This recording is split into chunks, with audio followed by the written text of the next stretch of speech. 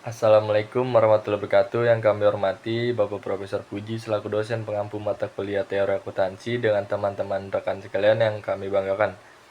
Di sini kami akan mempresentasikan mengenai tugas kami yaitu kerangka konseptual akuntansi dan pelaporan keuangan. Beranggotakan kelompok yaitu yang pertama ada Akilah Putramida dengan NIM Mahir 268, yang kedua ada Aulia Ali Nugrani dengan NIM Mahir 211, yang ketiga ada Ibnu Nugroho dengan NIM Mahir 213, dan yang terakhir ada M Zamrut Alunaja dengan NIM Mahir 217.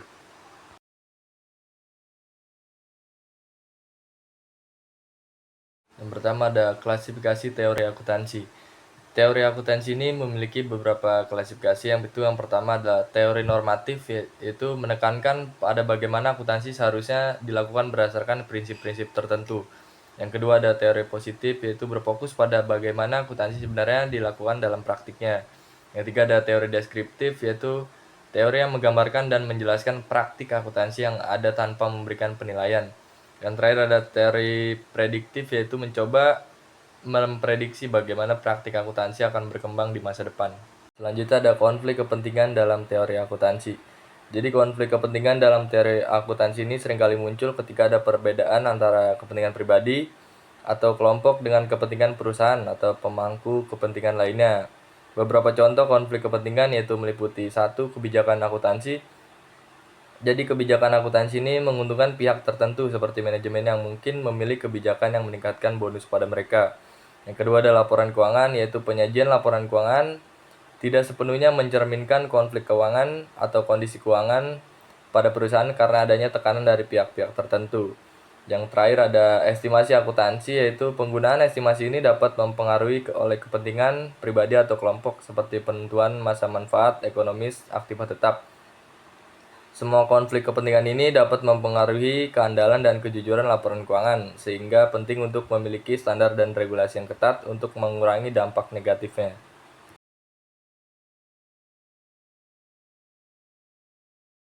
Perumusan tujuan laporan keuangan. Perumusan tujuan laporan keuangan ini merupakan langkah penting dalam teori akuntansi. Adapun beberapa tujuan laporan keuangan yaitu yang pertama, memberikan informasi keuangan yang relevan. Dalam artian, memberikan informasi keuangan yang relevan kepada pengguna laporan keuangan seperti manajemen, pemegang saham, investor, kreditur, dan regulator. Jadi informasi ini digunakan untuk pengambilan keputusan ekonomi yang tepat seperti investasi, pembiayaan, dan kebijakan operasional. Yang kedua ada menyajikan kinerja keuangan, yaitu menyajikan kinerja keuangan perusahaan selama periode akuntansi tertentu. Tujuannya adalah untuk menunjukkan seberapa baik perusahaan mengelola sumber dayanya dan mencapai tujuannya. Ini termasuk informasi tentang pendapatan, biaya, laba, dan arus kas. Yang ketiga ada mengukur kesehatan keuangan, yaitu memberikan gambaran tentang kesehatan keuangan perusahaan dengan menyajikan posisi keuangan pada akhir periode akuntansi. Ini mencakup informasi tentang aset, kewajiban, dan ekuitas perusahaan, yang membantu pengguna laporan untuk menilai likuiditas, solvabilitas, dan stabilitas keuangan pada perusahaan. Yang keempat ada transparansi dan akuntabilitas. Jadi laporan keuangan ini bertujuan untuk meningkatkan transparansi dan akuntabilitas perusahaan dengan menyediakan laporan keuangan atau informasi yang lengkap dan akurat. Perusahaan dapat menunjukkan tanggung jawabnya kepada pemangku kepentingan dan memenuhi kewajiban hukum dan peraturan. Yang kelima ada membantu evaluasi kinerja manajemen, yaitu digunakan untuk mengelola perusahaan. Informasi ini juga membantu pemegang saham dan dewan direksi untuk menilai efektivitas keputusan manajemen dan kebijakan operasional yang diambil selama periode akuntansi. Yang keenam atau yang terakhir ada dasar untuk perencanaan dan pengendalian. Jadi laporan keuangan ini menyediakan dasar untuk perencanaan dan pengendalian kegiatan operasional dan laporan keuangan perusahaan di masa depan. Informasi ini juga digunakan untuk menyusun anggaran, mengidentifikasi peluang dan risiko, serta mengembangkan strategi untuk mencapai tujuan perusahaan. Dengan memenuhi tujuan-tujuan yang sudah disebutkan tadi, laporan-laporan ini menjadi alat yang penting untuk komunikasi keuangan dan pengambilan keputusan yang efektif bagi berbagai pemangku kepentingan perusahaan.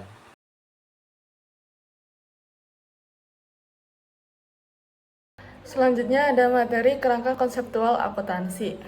Nah, kerangka dasar ini merupakan suatu sistem koheren yang melekat dengan tujuan dan sifat dasar akuntansi yang mengarah pada standar konsisten terdiri atas berbagai sifat, fungsi, batasan akuntansi, dan laporan keuangan. Adapun tujuan dari kerangka konseptual yaitu yang pertama, membantu DSAI atau Dewan Standar Akuntansi Internasional untuk mengembangkan standar IFRS berdasarkan konsep yang konsisten. Yang kedua, membantu penyusun dalam menentukan kebijakan akuntansi. Nah, jika ada transaksi atau peristiwa tertentu yang belum diatur secara spesifik dalam standar IFRS, penyusun laporan keuangan itu bisa menggunakan kerangka konseptual untuk menentukan kebijakan akuntansi yang sesuai, sehingga tetap konsisten dan tidak bertentangan dengan prinsip akuntansi yang ada. Yang ketiga yaitu membantu semua pihak untuk memahami dan menafsirkan standar IFRS. Nah, kerangka konseptual memberikan landasan teori dan konsep dalam penyusunan laporan keuangan sehingga berbagai pihak seperti investor, auditor, dan regulator bisa lebih mudah memahami dan menerapkan standar IFRS dengan benar. Selanjutnya ada gambar kerangka konseptual yang berbentuk seperti piramid. Nah, ini tuh dibagi menjadi 3 level. Untuk penjelasan lebih lanjut ada di slide selanjutnya. Yang pertama ada first level, yaitu basic objective atau tujuan dari laporan keuangan. Nah, memberi informasi keuangan perusahaan yang bermanfaat bagi investor sekarang dan investor potensial, leaders, dan kreditur lain dalam pengambilan keputusan dalam kapasitasnya sebagai penyedia modal. Keputusan tersebut melibatkan keputusan tentang yang pertama membeli, menjual, atau memegang instrumen ekuitas dan hutang. Yang kedua, memberikan atau menyelesaikan pinjaman dan bentuk kredit lainnya. Yang ketiga, menggunakan hak suara atau dengan cara lain yang dapat mempengaruhi dalam penggunaan sumber daya ekonomi entitas. Selanjutnya ada level yang kedua, yaitu karakteristik keuangan dan unsur laporan keuangan.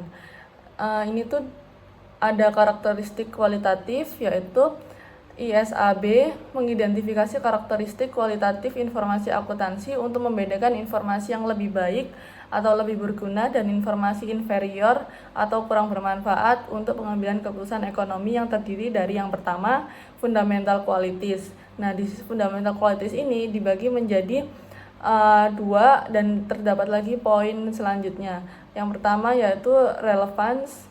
Nah, di relevance ini ada 2 poin yaitu predictive value yang artinya membantu meramalkan atau memprediksi kinerja yang akan diperoleh di masa mendatang. Yang kedua, confirmatory value yaitu membantu mengkonfirmasi adanya kebenaran ekspektasi periode sebelumnya. Nah, yang tadi ada relevance, sekarang ada faithful representation. Yang di faithful representation ini dibagi menjadi 3, yaitu yang pertama completeness, yang artinya menyajikan semua informasi yang penting yang memenuhi kriteria penyajian laporan secara wajar. Yang kedua, naturality, yaitu artinya informasi laporan keuangan itu tidak dibuat untuk kepentingan salah satu pihak saja, tapi kepentingan bersama. Yang ketiga yaitu free from error. Informasi laporan keuangan itu bebas dari kesalahan. Dengan kata lain bahwa tidak ada kesalahan atau kelalaian dalam mendeskripsikan fenomena dan proses yang digunakan untuk menghasilkan informasi yang dilaporkan, karena sudah dipilih dan diterapkan tanpa adanya kesalahan dalam prosesnya. Nah, yang kedua tadi kan ada fundamental qualities. Yang kedua ini yaitu enchanting qualities. Nah, di enchanting qualities ini dibagi menjadi 4. Yang pertama yaitu comparability, yang artinya laporan keuangan itu dibuat harus dapat dibandingkan dengan laporan keuangan perusahaan lain yang sejenis atau dapat dibandingkan dengan laporan keuangan periode sebelumnya. Artinya itu harus konsisten.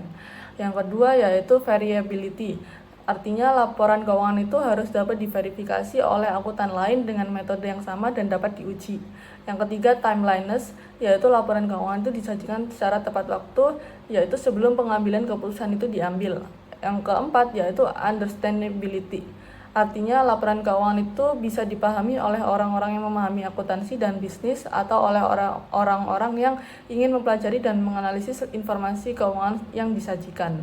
Selanjutnya ada third level, yaitu recognition, measurement, and disclosure concept. Yang pertama ada asumsi dasar. Di asumsi dasar ini dibagi menjadi 5 poin, yaitu yang pertama economic entity, yaitu artinya perusahaan merupakan sebuah entitas yang terpisah dan berbeda dari pemiliknya dan unit bisnis lainnya. Yang kedua yaitu going concern, yaitu perusahaan itu dianggap sebagai entitas yang memiliki kelangsungan hidup berkelanjutan, sehingga perencanaan untuk penyusunan laporan keuangan itu di masa kini dan masa mendatang itu bisa dilaksanakan secara terus-menerus. Yang ketiga yaitu monetary unit, artinya uang adalah common denominator. Yang keempat yaitu periodicity, artinya untuk tujuan laporan keuangan itu entitas bisnis dibagi ke dalam periode-periode akuntansi seperti setahun, sebulan gitu. Yang kelima yaitu accrual basis of accounting, yaitu transaksi keuangan dicatat pada periode saat peristiwa itu terjadi. Yang kedua yaitu tadi kan ada asumsi dasar ya. Nah, sekarang yang kedua itu prinsip dasar akuntansi. Nah, ini tuh dibagi menjadi 4, yaitu poin yang pertama itu measurement. Di measurement ini dibagi lagi menjadi 3 poin, yaitu yang pertama cost, artinya penyajian secara wajar atas jumlah yang dibayarkan untuk barang yang diterima.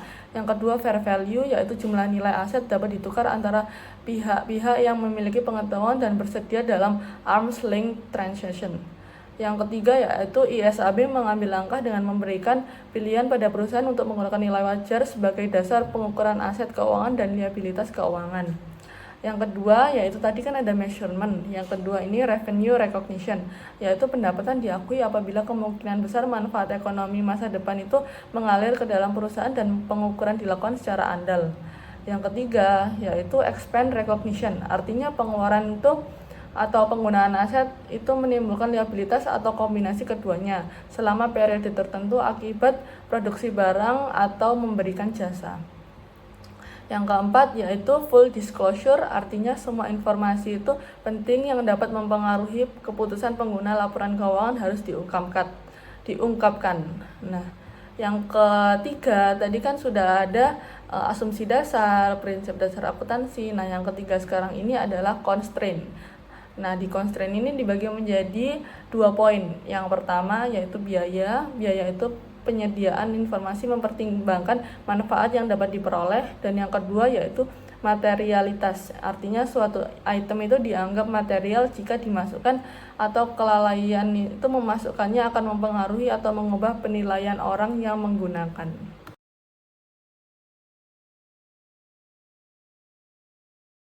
Kemudian ada menyebutkan laporan-laporan lain. Untuk yang pertama ada laporan perusahaan. The Corporate Report diterbitkan pada tahun 1975 oleh Accounting Standards Steering Committee dari Institute of Chartered Accountants in England and Wales.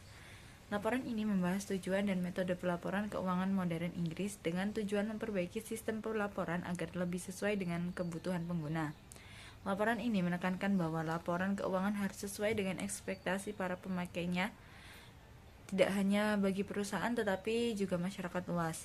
Selain itu, tanggung jawab pelaporan keuangan harus diperluas mencakup berbagai pihak seperti pegawai, pemerintah, dan masyarakat umum.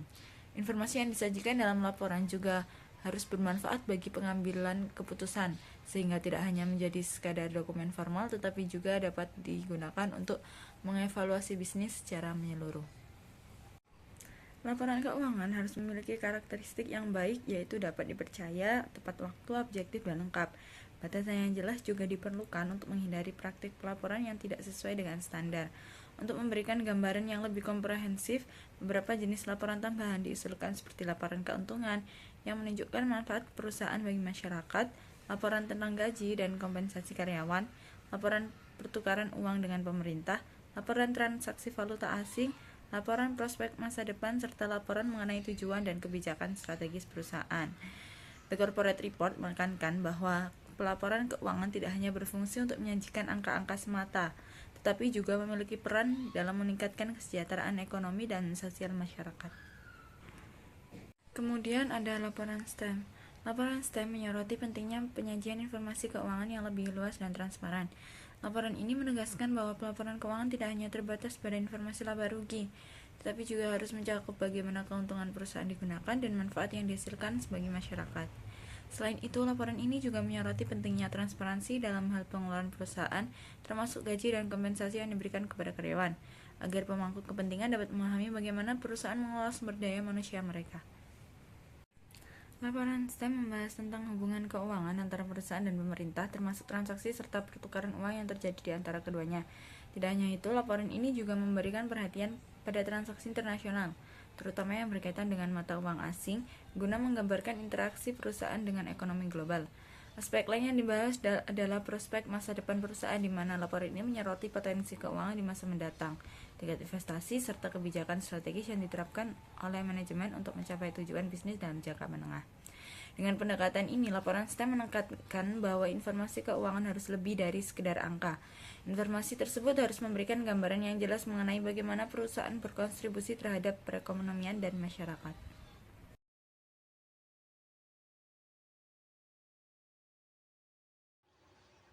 Baik, selanjutnya saya akan menjelaskan tentang taksonomi karakteristik normatif yang harus dicerminkan oleh pernyataan-pernyataan akuntansi.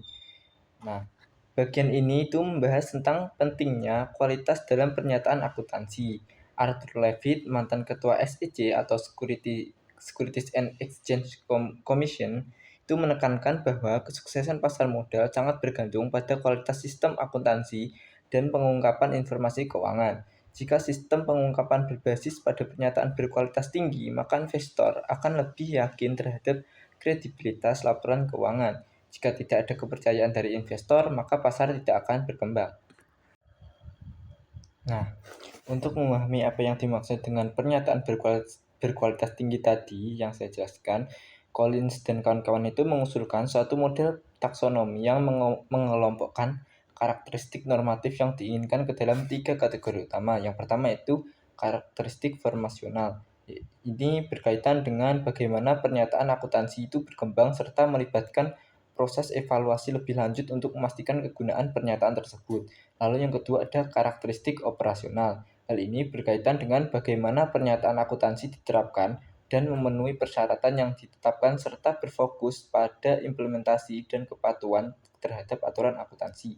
Lalu yang ketiga ada karakteristik informasional. Hal ini berkaitan dengan kemampuan pernyataan akuntansi dalam menghasilkan data yang bermanfaat untuk pengambilan keputusan dan informasi yang dihasilkan harus relevan dan dapat dipercaya.